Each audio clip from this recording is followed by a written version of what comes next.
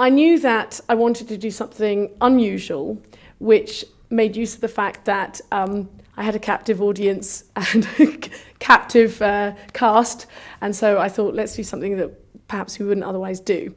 I also knew that it was potentially going to be filmed because of COVID-19, that would be the main way of sharing it with the audience. And so I thought I should choose something that was out of the public domain and, you know, maybe restoration comedy or Renaissance comedy. So in the end, yes, went for a Renaissance play written in 1609 by Ben Jonson, Epicene, which also happens to be the play which in 1609 reopened London theatres, or that theatre in London, following an 18-month lockdown caused by the plague.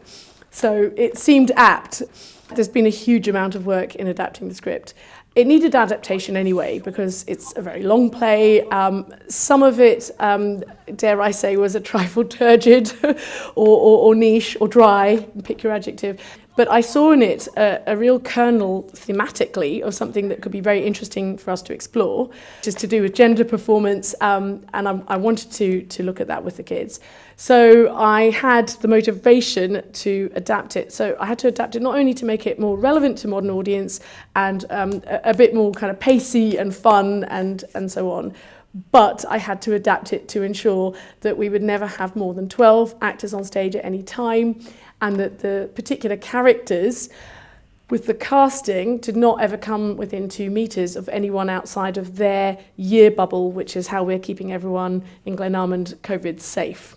The plot of Epicene hinges on a young foppish aristocrat called Sir Dauphine, who, because of his wayward lifestyle, is under threat of being disinherited by his rich uncle. So that's the plot motor, that he knows this is going to happen and he is plotting to try to prevent it from happening.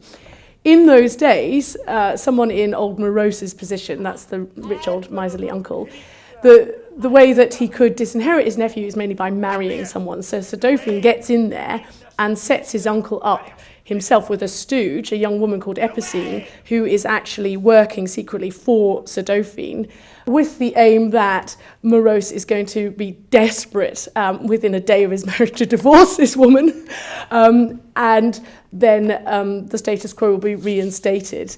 The theme that we are really enjoying exploring is that of gender performance. So what society expects a woman to behave like, how society expects a man to behave. Is there ever any crossover? What is a womanly man? What is a manly woman? What happens when people confound those expectations and behave in a different way? Do they get away with it? Do they shock people? It's incredibly relevant and modern and fresh feeling. So, and the kids have really understood that and they've clicked with it, and they have actually been suggesting all sorts of brilliant ideas to do with gender. They're very switched on, you know, they read the news, they're the new young generation kind of tuning into these issues. So it's been a very collaborative process, really very exciting and enjoyable process, because I'd say the cast members have contributed as many ideas as I have as director. I think at times it feels like, are we crazy to be doing this?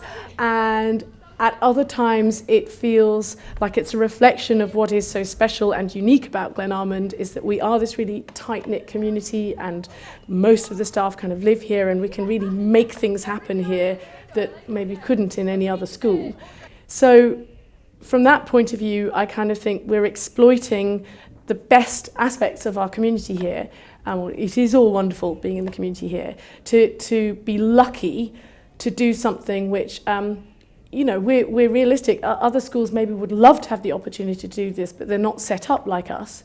However, you know, we are fortunate, and so we're going to go for it. And what we hope to do through this is show anybody watching it, whether they're in education or not, or, you know, whatever their background, that the arts will survive whatever is thrown at them, and the arts have the power to bring people together and make people feel better about their lives and heal. And that's the message that we want to give by running this project.